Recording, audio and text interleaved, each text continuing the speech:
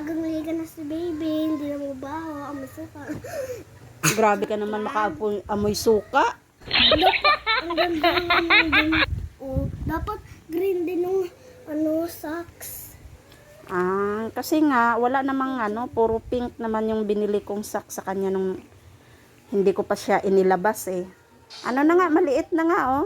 Oh. Ano na ang higpit na sa kanya. May style kaya to, ginaganyan to oh. Yan oh. Ipagamit ko na to na ipagamit sa kanya kasi may bagong bili naman ako eh. Ganyan to nako, ganyan tingnan mo. Ganyan yan siya nako.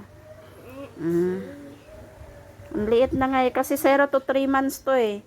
0 to 3 months daw ha, pero malapit nang hindi magkasya sa kanya. Pag sa gabi, itinataas ko to siyang paganyan kasi malamig. Ayan, hanggang tuhod yan.